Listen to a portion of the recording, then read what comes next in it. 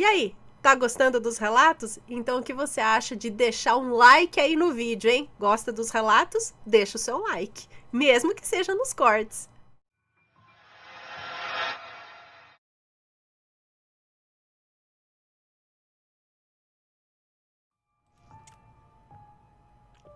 Aqui. Mais um relato aqui, ó. A data na parede. Olá, Ana, olá, assombrados, me chamo fulano e vim contar um relato para todos vocês que ocorreu na minha família. Desde que me conheço por gente, a minha avó paterna tinha uma mania de escrever salve na parede e a data daquele ano. Como assim? Por exemplo, salve 2010 ou salve 2022, sabe? E no fim do ano ela escrevia isso na parede da sala. Eu não entendia muito por quê. E sempre que eu questionava sobre aquilo, ela só dizia que era proteção. Bom, em 2016 para 2017, ela não escreveu salve 2017. Minha irmã perguntou a ela por que ela não escreveu, não escreveu ainda, né? Perguntou. E perguntou se podia escrever, já que ela não escreveu, se ela podia escrever. Ela, um pouco assustada, disse que aquele ano não seria preciso escrever. Bom, minha irmã teimosa foi lá e escreveu. Passado alguns meses, minha avó adoeceu. Detalhe, ela, na época do ocorrido, tinha 96 anos. Em dezembro do mesmo ano, ela iria completar 97 anos. Ela era muito lúcida, não aparentava ter aquela idade. Era esperta, adorava ver jornal para ficar por dentro das notícias. Andava, mas com um pouco de dificuldade. Mas andava, escutava bem para a idade dela. Bom, aí mais ou menos em outubro ela adoeceu. Ficou muito doente, porém em casa, recebendo cuidados dos filhos e dos netos, de nós netas, né? Bom, até que um dia, eu e minha mãe fomos à casa dela saber como ela estava e se precisava de ajuda. Foi aí que tivemos uma surpresa nada agradável. Ela havia sido levada de ambulância horas antes de chegarmos lá. Foi levada às pressas para o hospital com muita falta de ar. Eu e minha mãe fomos para casa, já esperávamos o pior, né?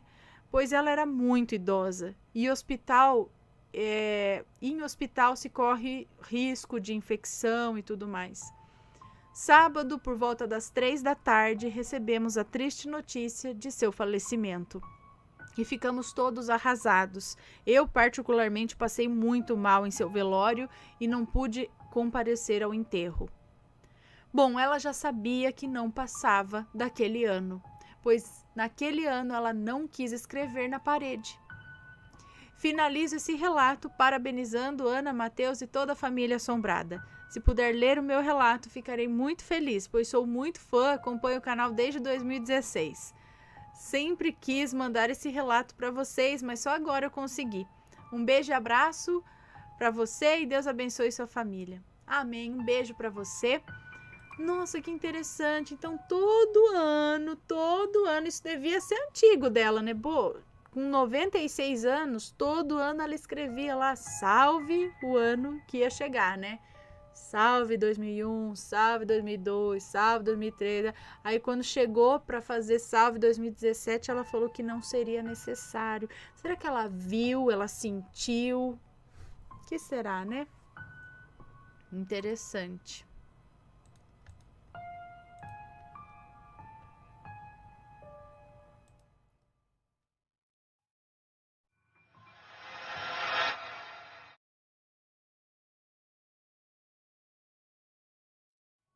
O próximo desta lista é este, A Garota do Vestido de Bolinhas. Esse título não me é estranho, mas vamos lá. Meu nome é fulano, sou de Osasco, São Paulo. Os nomes estão trocados. Ok, muito obrigada. Eu estava sentado em um balanço no quintal da frente de casa, desfrutando de um belo dia de primavera, quando eu vi uma garotinha, aparentemente de uns 6 anos, em pé, atrás de mim. Tipo, você tá sentado no balanço E aí tinha uma garotinha atrás, meu Deus. Ela estava em pé atrás de mim. Como o quintal de casa é aberto, eu não estranhei ela estar ali. Ah, ok, então poderia ser qualquer criança que chegou ali. Beleza. Ela estava com um vestido amarelo com bolinhas vermelhas e cheio de babadinhos. E tinha um cabelo escuro, preto, bem curtinho. Eu falei, oi, você é nova na vizinhança? Ela não respondeu. Ela só olhou para mim e depois correu. Pela próxima semana inteira eu a vi. Eu perguntava qual era o nome dela, mas ela nunca respondia. Depois de uma semana vendo essa garotinha, eu comentei com a minha mãe sobre ela. Quando eu a descrevi, a minha mãe arregalou os olhos. Ela sussurrou para ela mesma, não pode ser. Eu perguntei o que ela quis dizer com isso e ela me pediu para ir com ela. Nós fomos até a garagem e ela pegou um álbum antigo de fotos de dentro de uma caixa toda empoeirada. Ela pegou uma foto do álbum e me mostrou. Era a garotinha que eu estava vendo. Essa é a sua tia Nazaré. Ela morreu quando tinha 7 anos. Ela foi enterrada com esse vestido. A minha mãe mandou rezar uma missa para ela no dia seguinte e depois disso eu nunca mais a vi. Gente, mas todo esse tempo ela morreu com 7 anos. E, faz quantos anos que ela tá ali como garotinha e ainda tá meio perdida, alguma coisa assim, mesmo sendo criança? Tava precisando de missa, alguma coisa assim, de oração? Coitada. Aqui, lido, deixa eu ver.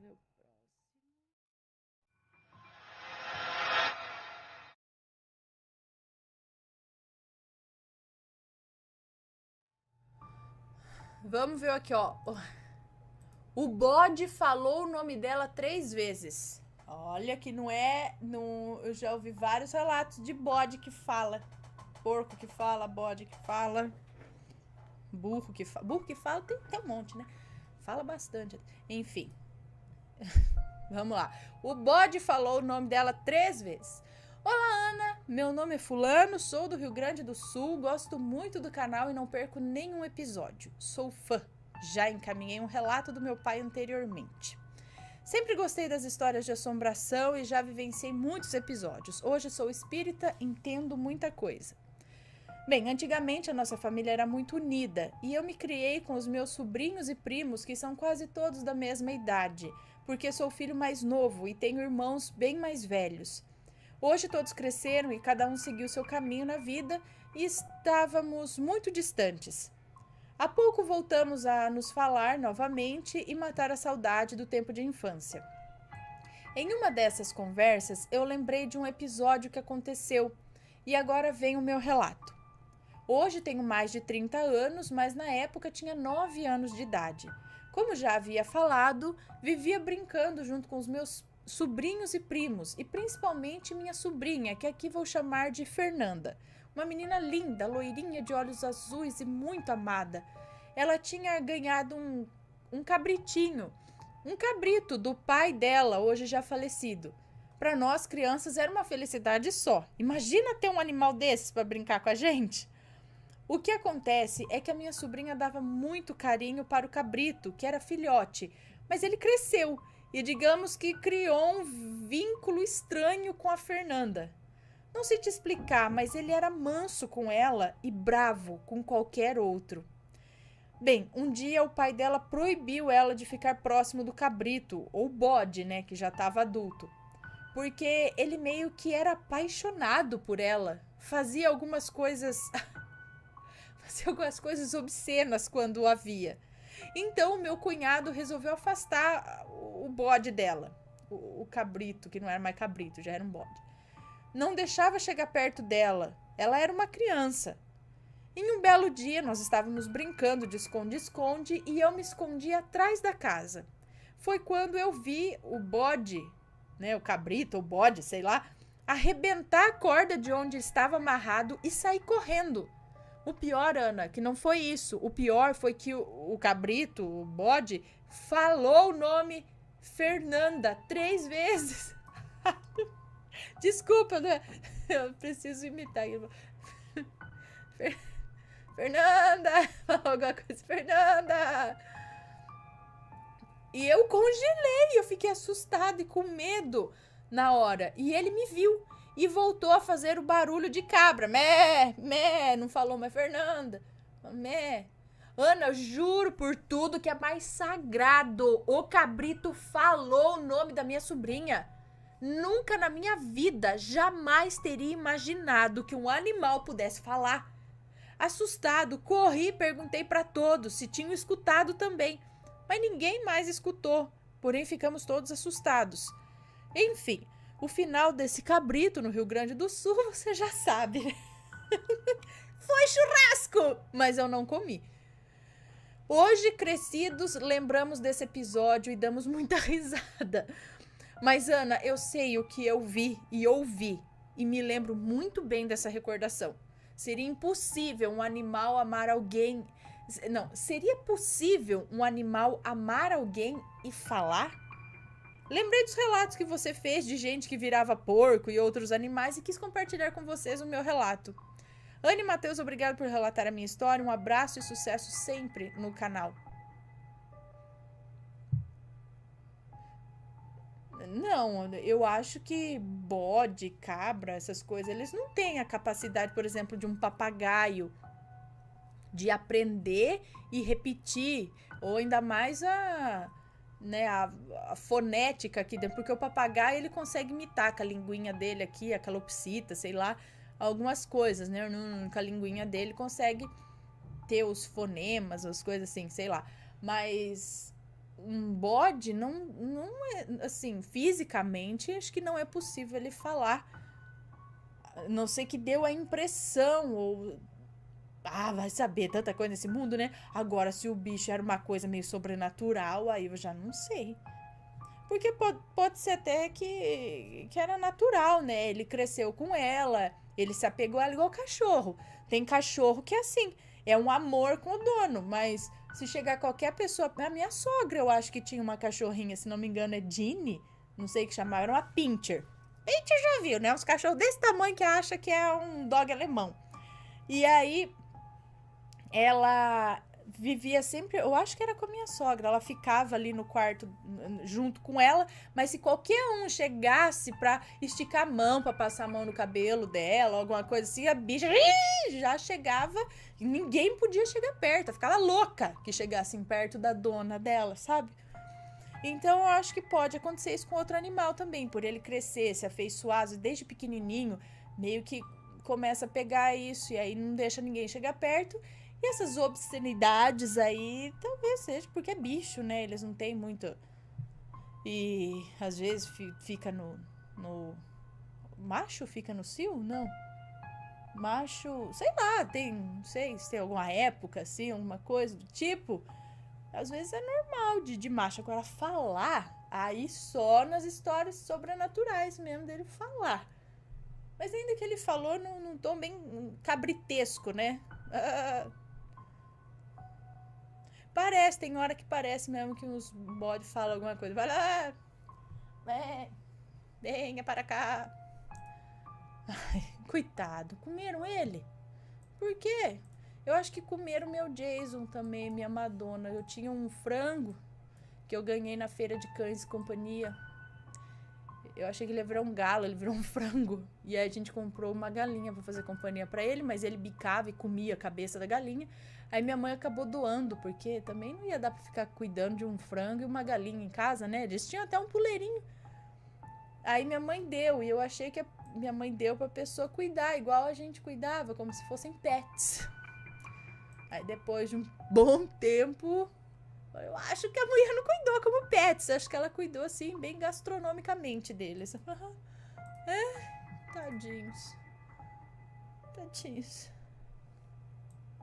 Deixa eu anotar aqui. Eu lembro do Baby, o porquinho. Carneiro, ovelha.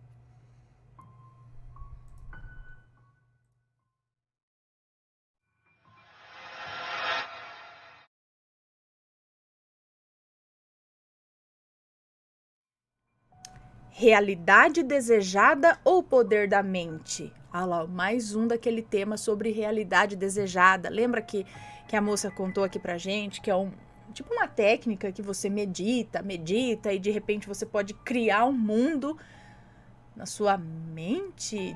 É meio confuso. Lógico, é o que ela falou, você tem que ler muito a respeito, não é assim de uma hora para outra e pá, ver um videozinho e beleza, tô fazendo isso daí. Ela falou que tem que estudar, ver, ler muito a respeito, não é assim tão simples. Mas que você pode, de repente, meditar ali durante 1 hora do seu dia e passar dias. É como se você passasse dias nessa realidade desejada. Por exemplo, eu gostaria muito de viver na terra dos oh meu Deus, fugiu o nome dos hobbits, lá na terra dos hobbits. Então é para lá que eu quero ir. Aí você fica mentalizando aquilo e de repente você pode passar dias lá na sua meditação. Aí eu não sei se é uma coisa que você cria na cabeça ou se realmente você vai para uma realidade paralela e vive. É assim, enfim, vamos ler qual que é a história desta moça aqui. Olá, Ana, tudo bem? Espero que esteja tudo bem. Não vou expor nomes durante o relato. Pensei muito antes de enviar esse relato, primeiro porque, como sei que seria longo e sempre chego cansada do trabalho, depois academia e tal, eu acabo desistindo. Não, mas esse daqui é médio para curto, esse daqui não é longo, não. Porém, após ouvir um relato recente sobre realidade desejada, eu tive o ímpeto de te mandar esse e-mail. Esse assunto de realidade desejada é novo para mim também. Nem para minha família. É novo para mim, nem para minha família, como assim? Ou não é novo para mim? Não sei o que ela quis dizer aqui. Ela falou: esse assunto de realidade desejada é novo para mim, nem para minha família. Ou ela quis dizer não é novo para mim. Enfim, não sei. Eu mencionei minha família porque alguém próximo a mim já me relatou sobre situações parecidas há décadas. Mas com toda essa técnica de meditação e tal, ou foi sem querer? Vamos ver. Vou começar do começo. Minha mãe teve uma infância muito modesta. Na verdade, eu acho que modesta é um eufemismo. Enfim, ela tinha 6 irmãos e durante sua infância ainda existia aquela mentalidade que o trabalho desde a infância iria ajudar que a criança aprendesse a conseguir futuramente um trabalho, pois aprenderia diversos ofícios e, é claro, seria sem remuneração, apenas para a criança aprender. Sim, existia isso. A criança está trabalhando aqui para aprender, não precisa receber nada não. Ocorreu que aos 9 anos, minha mãe trabalhava em uma fábrica ainda, porque eu sei que eles trabalhavam mesmo. E minha mãe, com 9 anos, trabalhava na roça lá, ajudando o pai e a mãe, né? Carpia, limpava embaixo dos pés de feijão, essas coisas. Começava cedo, até antes de 9, eu acho. Assim, trabalhos de casa e assim, ajudando a família. Agora, nesse aqui é na fábrica mesmo.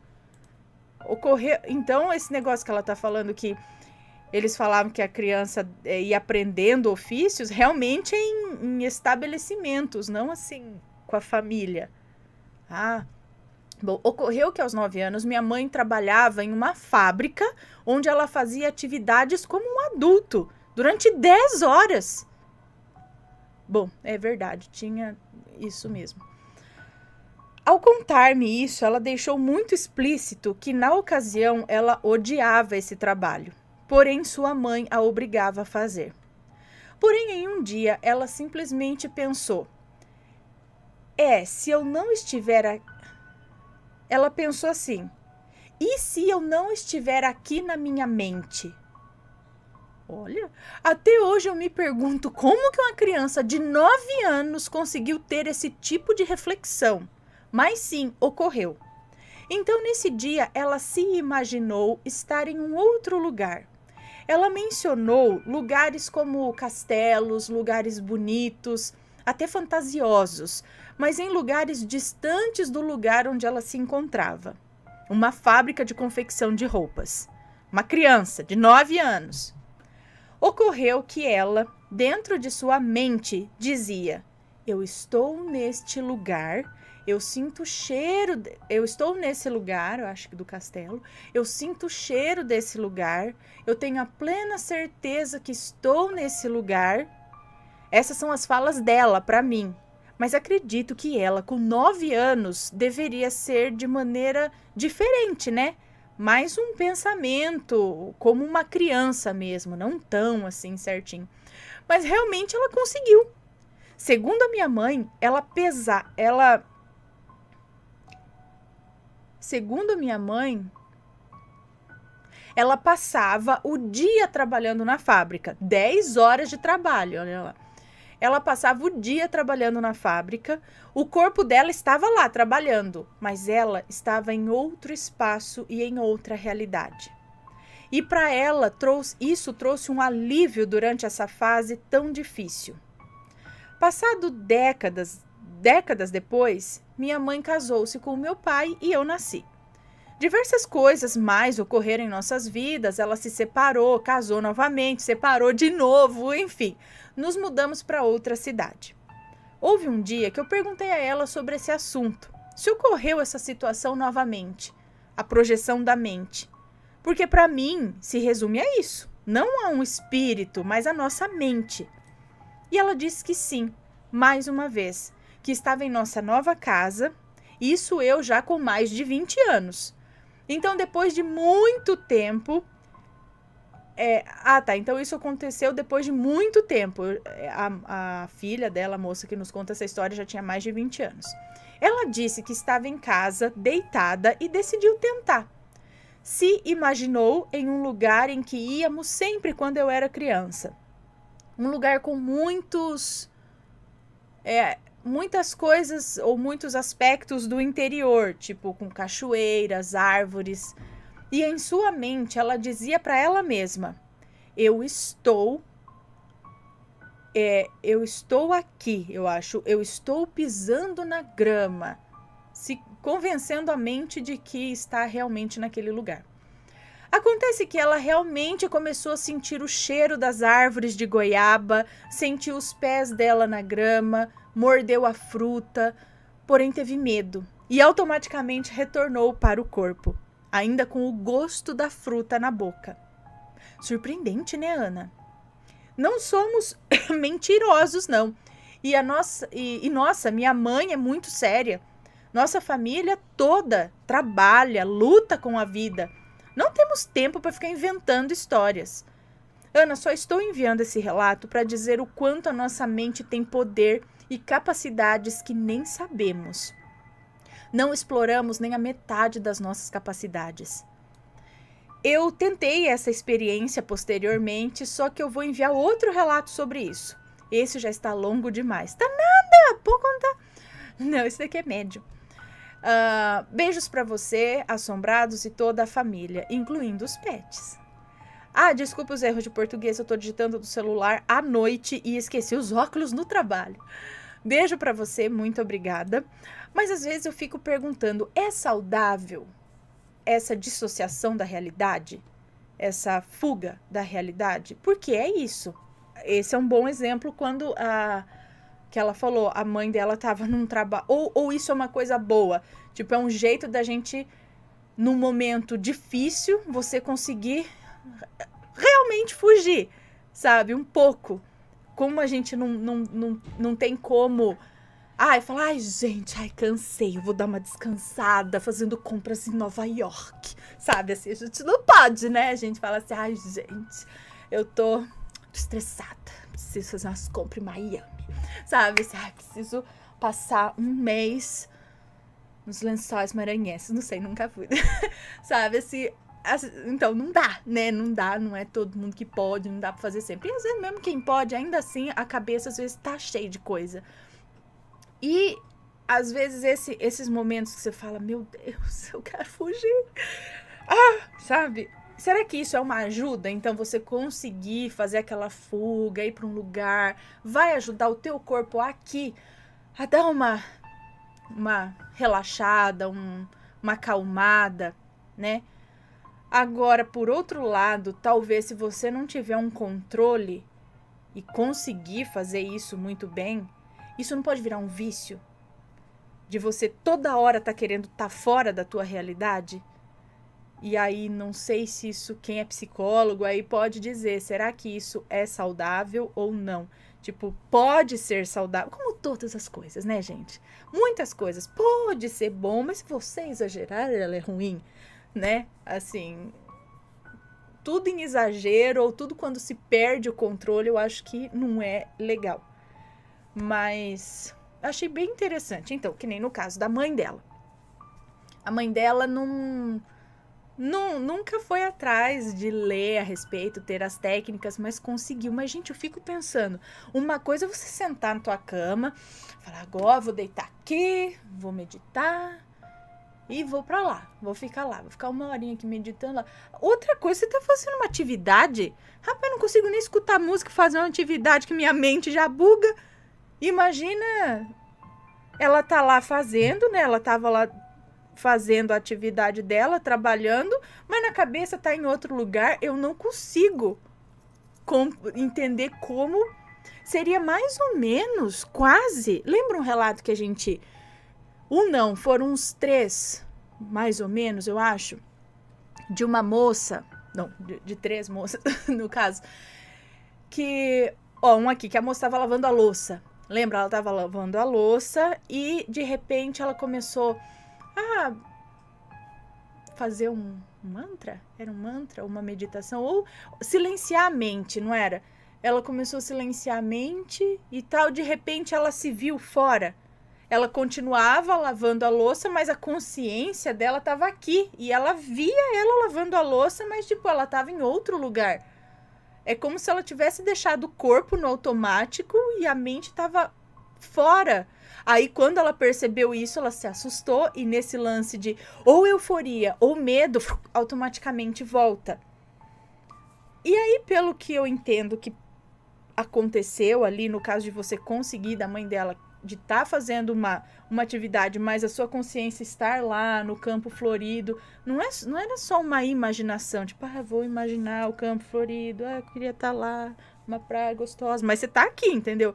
Agora, você realmente estar lá, confuso, né? Confuso não, mas interessante. É o que ela falou, o que a nossa mente consegue fazer? E isso ali, com 9 anos, há muitos anos atrás, será que é alguma intuição de algum outro ser que veio nela, assim, para fazer isso?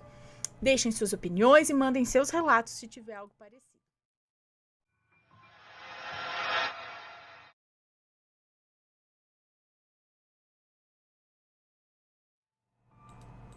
Cadê? Deixa eu ler esse piquetinho aqui.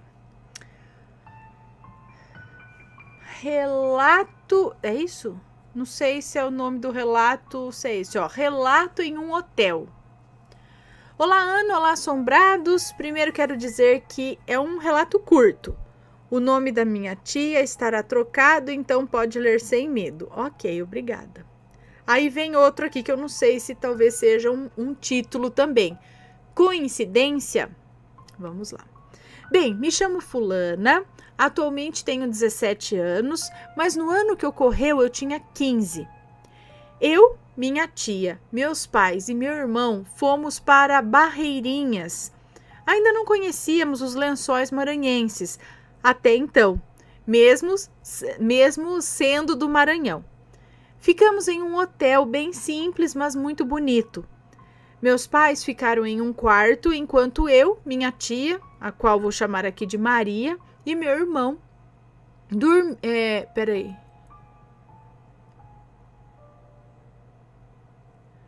Meus pais ficaram em um quarto, enquanto eu, minha tia, que vou chamar de Maria, e meu irmão, acho que ficamos em outro, não sei. Dormimos uma noite apenas lá. No dia seguinte, eu estava esperando o guia turístico com a minha família, até que ouvi a minha tia Maria falar sobre o que havia visto naquela noite. Ela disse que não sabia se estava apenas sonhando ou se realmente viu. Ela descreveu que naquela noite passada havia visto uma mulher no quarto. Não dava para ser alguém que trabalhava ali, até porque era de madrugada. A mulher que ela havia visto não disse nada, apenas a olhava. E se não me engano, havia uma criança com ela. Foi aí que eu também disse a ela e a minha mãe que eu havia escutado uma voz feminina naquela noite chamando pelo meu nome. Mas como a Maria estava comigo, eu achava que era ela. E aí eu comecei a chamar ela de madrugada e chamava tia. Isso umas 3 vezes. Quando percebi que ela não estava acordada, eu me enrolei toda e rezei até conseguir dormir. Enfim, foi uma coincidência enorme. A Maria estava falando apenas para minha mãe sobre o que ela viu, porque não queria nos deixar com medo. No caso, não queria deixar com medo eu e meu irmão. Bom, esse foi o relato. Ana, obrigada por ler a minha história. Amo esse canal, principalmente os relatos de Maledite. Deus abençoe toda a sua família. Beijos. Beijos para você, muito obrigada. Então, vai saber se tinha alguma coisa nesse hotel, né? Bom, este daqui eu vou deixar porque... E aí, tá gostando dos relatos? Então o que você acha de deixar um like aí no vídeo, hein? Gosta dos relatos? Deixa o seu like, mesmo que seja nos cortes.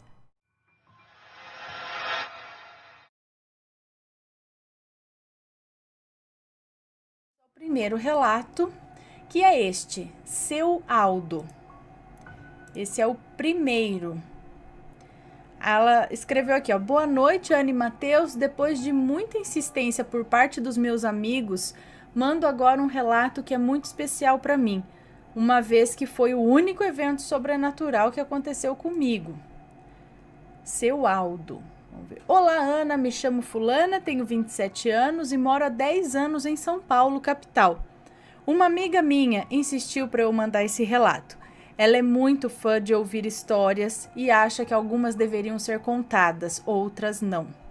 Ela também diz que nunca se arrependeu de ouvir nenhuma história, mas que mais da metade das vezes ela gostaria de ter mudado o final. Enfim, ela é muito fã sua, adora os seus relatos e indica o seu canal para todo mundo. Um beijo para sua amiga. Mas vamos ao relato. Eu nasci no interior de São Paulo e lá vivi até passar na universidade. Quando pequena, por volta dos meus 10 anos de idade, toda noite eu era visitada por um senhor. Ele era alto, usava uma cartola, uma bengala e suspensórios. Seus cabelos eram pretos e os olhos castanhos, a pele bem branca e uma estrutura corporal magricela. Ele não falava nada. Eu acordava, olhava para o pé da minha cama e lá estava ele. E então, assim que nossos olhos se conectavam, ele sentava na minha cama ao lado dos meus pés, mas ele nunca falava nada. E então eu voltava a dormir. Estranhamente, eu não sentia medo dele. Na verdade, eu me sentia bem.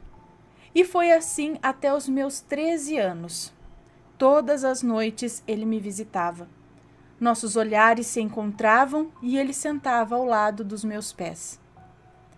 Depois dos meus 13 anos, ele parou de me visitar. Nunca mais vi esse rapaz. E foi assim até os meus 17 anos, quando passei na universidade e fui embora da minha cidade. Meus pais foram comigo, me ajudaram a organizar a kitnet e ficaram cerca de 1 semana comigo. Na semana que eles foram embora, voltei a ver o rapaz. Na época não consegui comprar uma cama e estava me virando no sofá.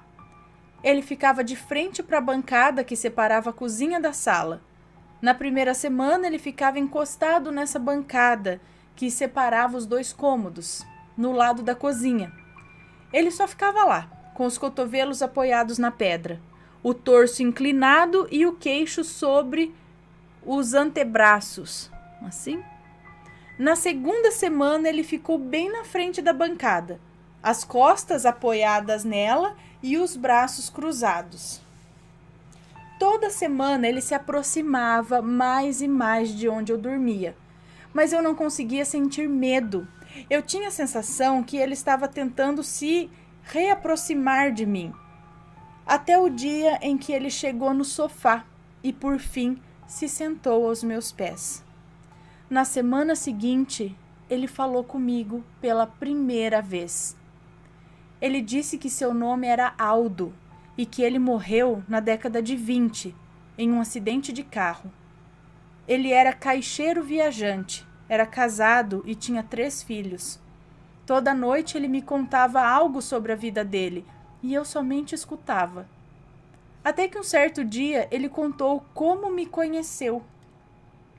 Ele disse que quando eu era pequena, eu fui visitar a cidade dele. Eu estava com os meus pais e irmãos quando entramos na igreja da cidade. Ele disse que eu o encarei e sorri. Depois perguntei por que ele estava sozinho e se ele queria ser o meu amigo. No dia seguinte, liguei para minha mãe, querendo saber se isso tinha realmente acontecido. Eu realmente não conseguia lembrar dessa viagem, dessa igreja e nem mesmo do senhor Aldo. Minha mãe me confirmou, sim, nós fomos nessa cidade, paramos nela, no caminho para outra cidade onde realmente iríamos passar as férias. E sim, fomos nessa igreja e eu tinha 7 anos. Eu não consegui lembrar da viagem ainda assim. Bom, depois disso, eu decidi que era hora de procurar um centro espírita. Pensei que era um sinal. E foi assim todos os 4 anos em que estive na universidade. Seu Aldo me visitava, falava da sua vida e eu ia ao centro espírita. No meu último ano na universidade, participei de uma mesa no centro espírita e lá eu recebi uma mensagem. Era o seu Aldo. Ele me disse que estava se preparando para reencarnar e por conta disso não iria poder mais me visitar. Eu fiquei triste, de verdade, mas ele me disse para não me preocupar, que eu iria vê-lo novamente. Não o vi depois disso. Algum tempo depois, a minha irmã mais velha anunciou a gravidez dela e me chamou para ser madrinha. Durante os meses em que ela estava grávida, eu comecei a sonhar com o seu Aldo. Na verdade, eu estava sonhando como uma espectadora da vida dele. A vida dele com a família, no trabalho, e eu ali, assistindo tudo. E então o meu sobrinho nasceu. O dia em que meu sobrinho nasceu foi o dia mais feliz da minha vida. Eu me apeguei a ele, o carinho que eu sinto por ele é imenso, como se fosse meu filho. Não é surpreendente, uma vez que ele é meu sobrinho. Depois que meu sobrinho nasceu, nunca mais sonhei com o seu Aldo. Perto do seu aniversário de 1 ano, a minha irmã me ligou tão animada, falando que meu sobrinho tinha acordado chamando por meu apelido. E eu precisava ver isso. Na semana em que eu iria visitar o meu sobrinho, eu sonhei com ele. Ele já estava mais crescido e pedia para escolher o presente dele. No segundo seguinte, estávamos em uma loja de roupas e lá ele dizia: tia, eu quero aquela cartola, aquela bengala e aquele suspensório. E eu comprava, mas eu pedia para ele fingir surpresa quando eu entregasse a ele. No dia do aniversário dele, ainda no sonho, eu encontrava o meu sobrinho, entregava o presente e ele ficava gritando de alegria. No sonho, ele pegou a cartola e colocou na cabeça e, de repente, ele se transformou no seu Aldo. Quando acordei, eu não conseguia acreditar naquele sonho, muito menos no quanto meu sobrinho era parecido com o seu Aldo. No final de semana, encontrei o meu sobrinho. Lá estava ele, no meio da sala, sentado e com seus brinquedos. Me sentei na sua frente e disse: chama a tia. E falei o meu apelido. E ele me chamou. Me chamou novamente por meu apelido. Caramba! Muita felicidade para uma pessoa de 1,66 de altura.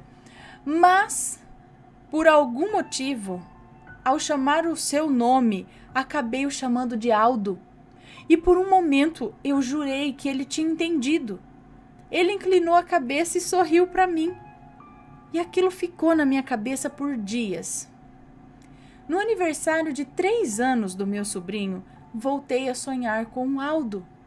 Nós estávamos caminhando pela rua da sua cidade, lado a lado.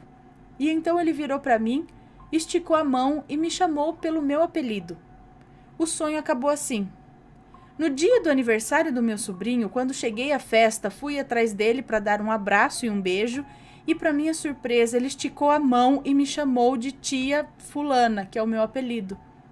Eu me arrepiei na hora, mas também fiquei emocionada. Foi a mesma cena que eu sonhei ao lado do seu Aldo. Eu não sei se o seu Aldo reencarnou no meu sobrinho ou se é apenas coincidência. Muito menos porque me vi tão ligada ao espírito de um homem que morreu muitos anos antes do meu nascimento ou que eu nunca conheci pessoalmente. Eu não sei se nossos caminhos estão interligados, mas eu sei que ele é especial.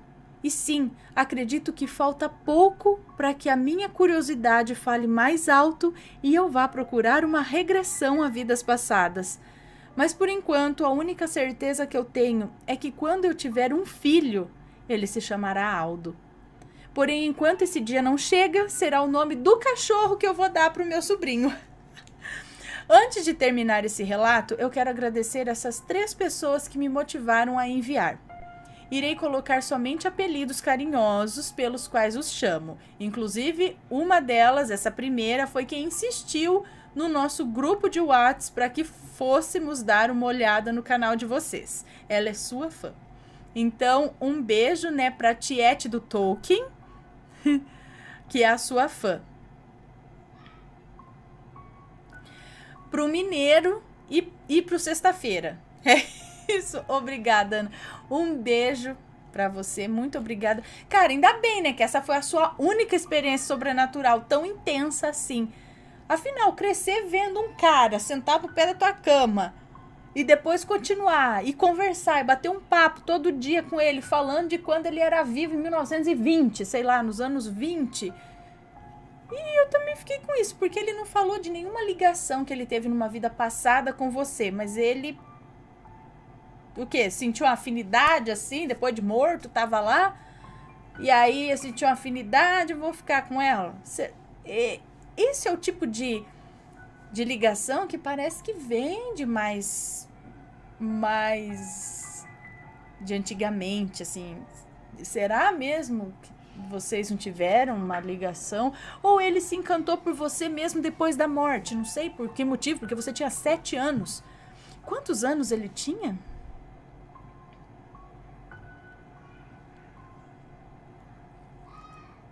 Enfim, é muito interessante. E fica no ar um monte de dúvidas, né?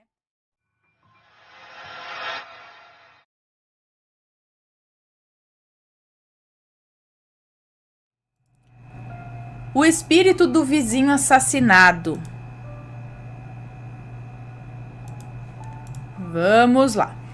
Boa noite, Ana. Esse relato aconteceu com a minha irmã. Se houver nomes, estarão trocados.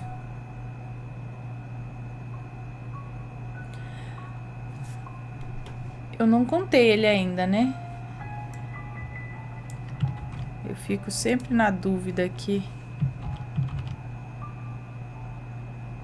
Acho que não.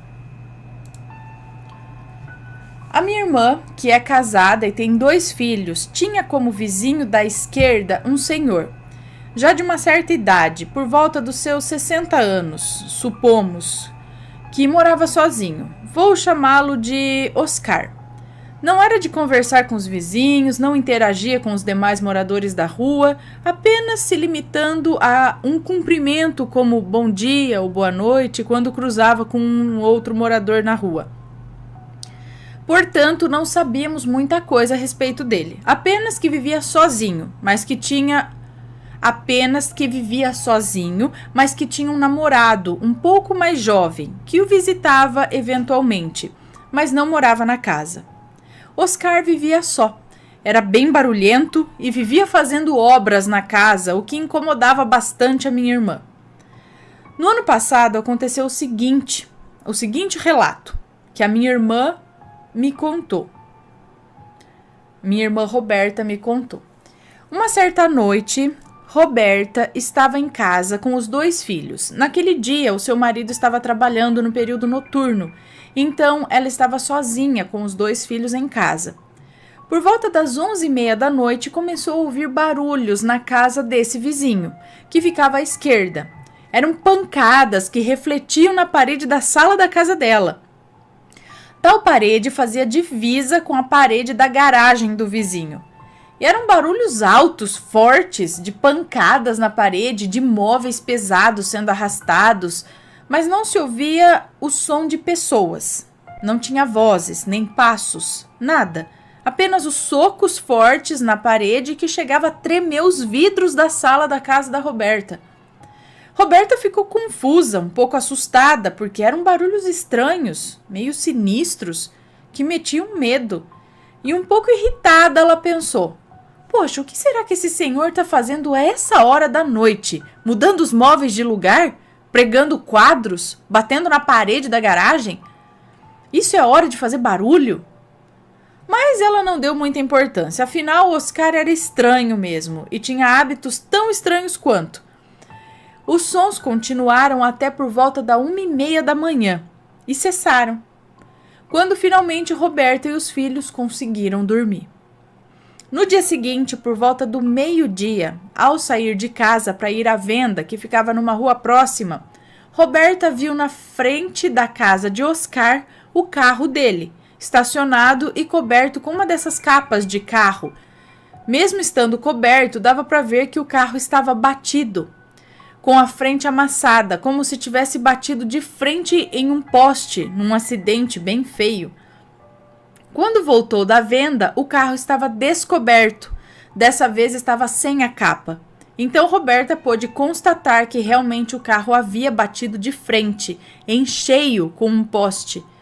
Mas a casa estava fechada e quieta, e como Oscar nunca foi de conversa, nem de interagir com os vizinhos, ela decidiu entrar em casa e, para não passar por curiosa ou fofoqueira, ela não chamou o vizinho para perguntar o que tinha acontecido. Simplesmente seguiu a vida. Uma semana se passou e Roberta esqueceu o ocorrido. Apenas observou que o carro batido ficou na frente da casa por alguns dias e depois foi removido. Imaginou que teria sido enviado para o conserto. Depois dessa semana que se passou, seu marido, Rodolfo, estava na calçada com o portão aberto quando outro vizinho, Teodoro, que morava na casa à direita, veio conversar com ele, perguntando se ele tinha ficado sabendo o que tinha acontecido com o Oscar. Rodolfo disse que não.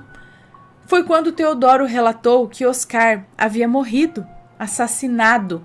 Foi encontrado no carro batido em um poste, com um tiro na cabeça por volta das 10 horas da noite, numa avenida grande que beirava a linha do trem, próximo à casa dele.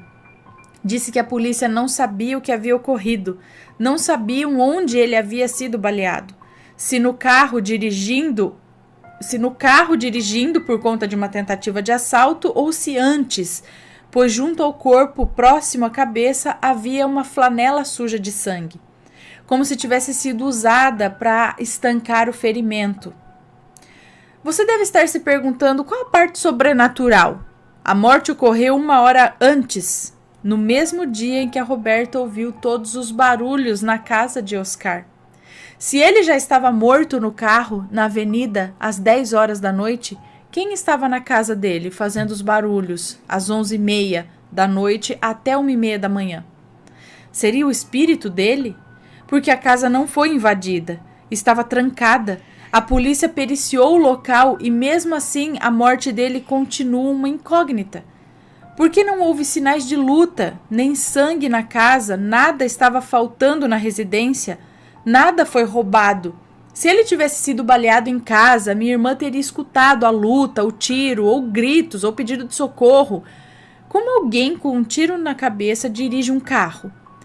Se ele foi baleado dentro do carro, na avenida onde foi encontrado o carro batido no poste, ele teria tido tempo de usar uma flanela para estancar o ferimento e continuar dirigindo até bater em um poste? Pois foi um tiro na cabeça. Fora os mistérios acerca da morte e do crime.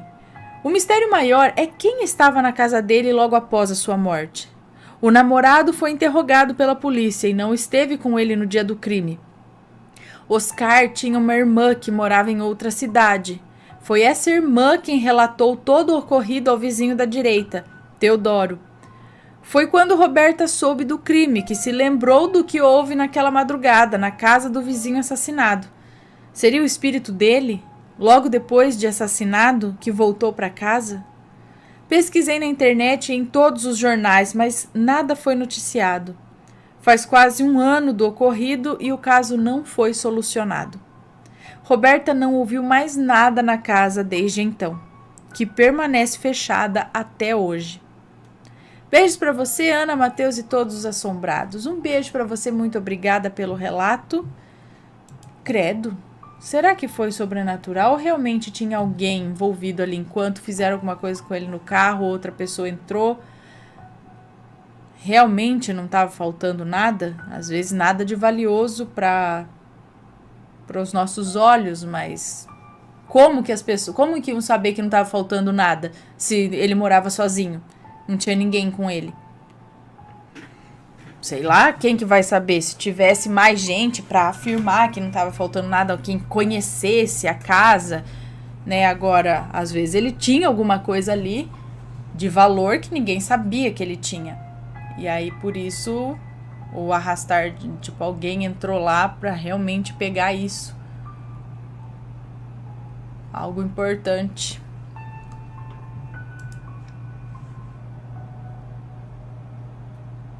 E alguém que tem acesso, que não precisou arrombar, né? Tivesse uma chave ou roubou a chave para fazer isso. E aí talvez tentou simular um acidente, alguma coisa do tipo, apesar do tiro. Né? Um assalto, alguma coisa assim, mas não levou nada. Não sei. Vai saber. Uma pessoa sozinha, não se comunicava, não tinha muita com outras pessoas, fica difícil, né? Saber se realmente estava faltando alguma coisa. Arquivo X.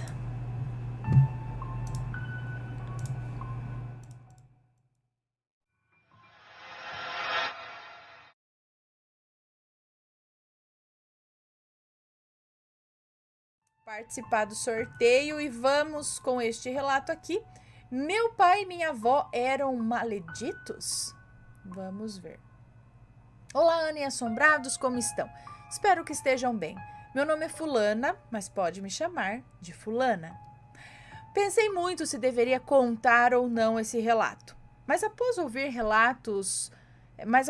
vários outros casos contados por você no canal, eu acabei tomando coragem e decidi contar. Todos os nomes já estão trocados, pode ficar tranquila. Muito obrigada.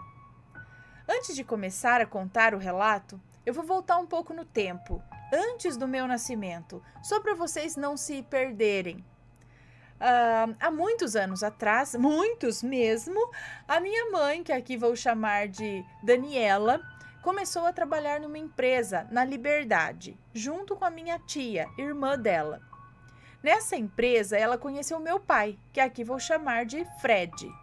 No começo, a minha mãe odiava o meu pai, só que ele sempre foi doido por ela. E não era para menos, a minha mãe sempre foi uma mulher muito bonita, por mais que ela não ache. Bom, é agora que a coisa fica um pouco esquisita. A mãe do meu pai, minha avó, que aqui vou chamar de Olívia, é da Umbanda. Até hoje é. E quando meu pai era mais novo, também era. Guardem bem essa informação. Teve um dia no trabalho da minha mãe que na hora do almoço, ela e meu pai, por coincidência, tiveram que ir almoçar sozinhos. Nesse almoço, meu pai acabou beijando a minha mãe. Eles então resolveram sair uma noite para jantar e depois de um tempo começaram a namorar. Depois de um tempo se casaram e aqui vos fala o resultado deste casamento. Ela. Quando minha mãe descobriu que estava grávida, foi a maior festa. Ainda mais quando descobriram que eu seria menina. Fui a primeira filha, a primeira neta, a primeira sobrinha. Admito que fui bem mimada, sou até hoje. Só que, infelizmente, um pouco depois que eu nasci, a situação financeira em casa desandou. Do nada mesmo, Ana. Meu pai foi mandado embora e depois de um tempo minha mãe também foi mandada embora. As coisas não iam para frente, parecia que tinha alguma coisa impedindo. Meus avós sempre ajudavam muito. Se não fosse por eles, teríamos passado fome. Minha avó, Olívia, vinha sempre para nossa casa para ajudar a minha mãe comigo. Minha avó, Olívia, vinha sempre para nossa casa para ajudar minha mãe comigo, que era um bebê, acho, né? Depois de um tempo, minha mãe engravidou novamente e eu ganhei um irmãozinho. Mais ou menos 3 anos depois do nascimento do meu irmão, a minha mãe pediu o divórcio do meu pai, pois não estava mais feliz. Meu pai foi totalmente contra a ideia, mas não teve jeito. Eles se divorciaram. Daí para frente foi só para trás. A vida da minha mãe se tornou um inferno, pois o meu pai começou a brigar na justiça para conseguir a minha guarda e a do meu irmão. Minha mãe ficou uma fera e disse exatamente assim: só irão tirar os meus filhos de mim por cima do meu cadáver. Olha, Ana, o negócio foi feio. Como se não bastasse toda essa briga judiciária, além da nossa situação financeira ficar cada vez pior a ponto da minha mãe ter que voltar para casa dos pais dela, levando eu e meu irmão junto, eu acabei adoecendo de uma hora para outra. Tiveram que me internar, pois a minha situação só piorava e nenhum médico sabia dizer o que eu tinha. Tudo começou com um formigamento nos meus pés. Depois eu comecei a me engasgar direto com água. Eu não conseguia engolir praticamente nada, quase não tinha forças para mastigar. Depois fui parando de andar, me sentia muito cansada e não parava de vomitar. Ana, eu tive uma doença rara, autoimune, chamada Síndrome de Guillain-Barré. É uma doença que ataca o sistema nervoso e paralisa o corpo. Fiquei paralisada da cintura para baixo. Quando tentava mexer os braços ou a cabeça, uma canseira enorme me derrubava. Eu tive muita falta de ar, então tiveram que me entubar. Na primeira noite que fiquei internada, eu estava tão nervosa, tão irritada, que tive uma parada cardíaca. Eu fiquei dormindo durante 1 semana. Era como se eu tivesse entrado em coma. Acabaram tendo que entubar pela boca também. Por quê? Não foi pela boca? A minha mãe só sabia chorar. Eu tinha apenas 7 anos. Mas entubar é pela boca. Tive uma falta de ar, então tiveram que me entubar. Entubar, e depois ela falou, acabaram tendo que entubar pela boca também? Mas não entendi aí. A minha mãe só sabia chorar. Eu tinha apenas 7 anos de idade quando tudo isso aconteceu. Minha família inteira estava devastada. Todo dia eles oravam. A família da minha mãe é católica. A maioria dos parentes são. Mas minha mãe, apesar de seguir essa religião, gostava muito de ir em centros espíritas, em centros umbandistas, principalmente depois que começou a namorar o meu pai. Lembra que eu falei que ele e a minha avó eram da Umbanda? Então, aí vocês me perguntam, mas fulana, o que tem a ver com a história? Calma que eu já vou chegar lá.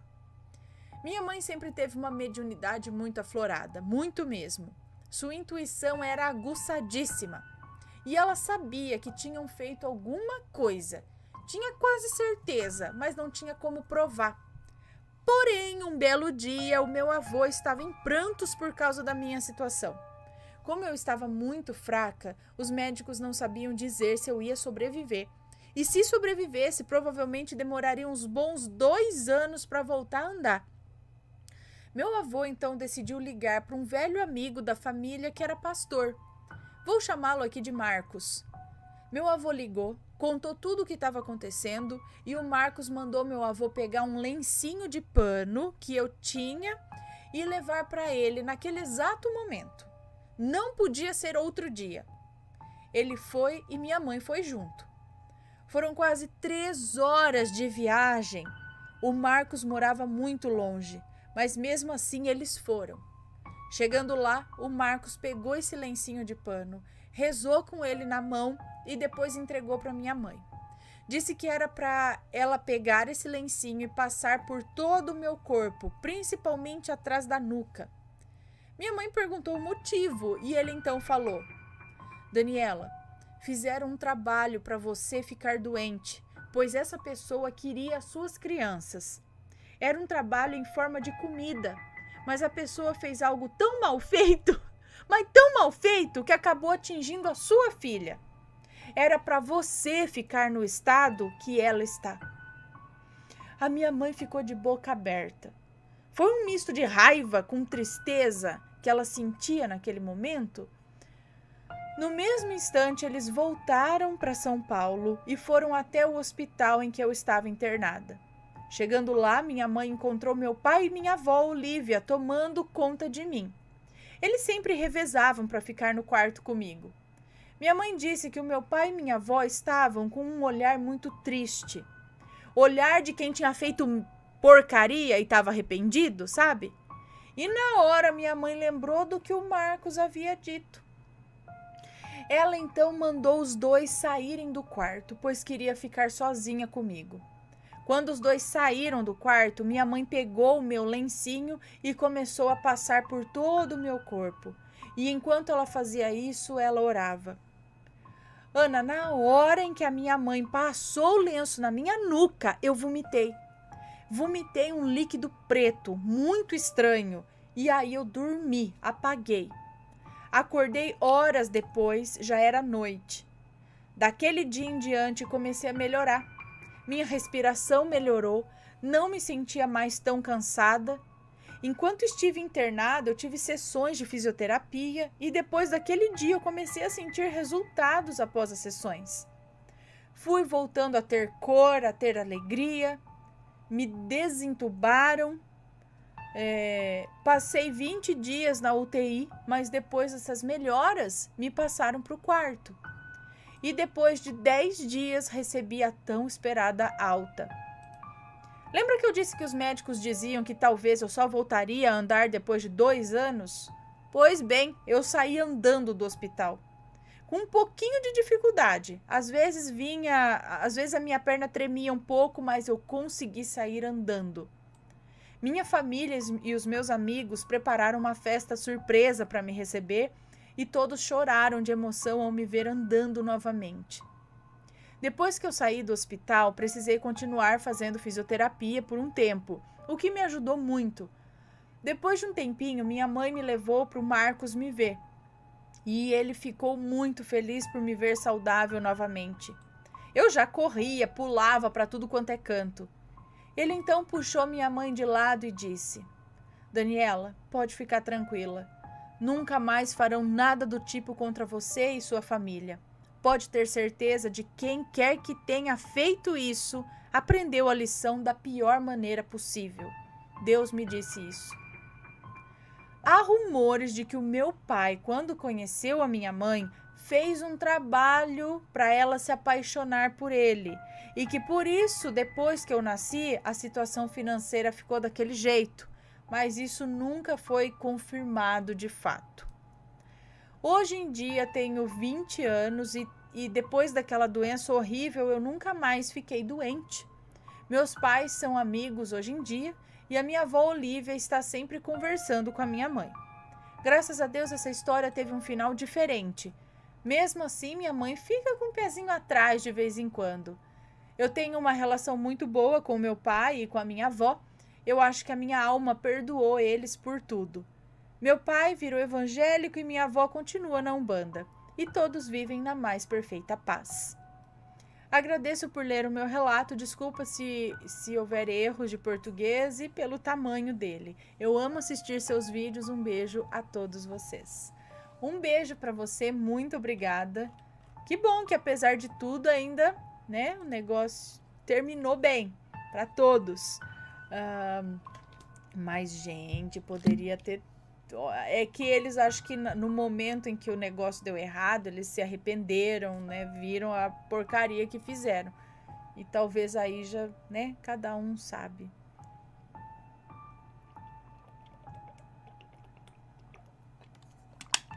talvez, se é que foi amarração mesmo, alguma coisa que ele fez para ela, por isso também ela acabou em algum momento desencantando dele e querendo o divórcio, né?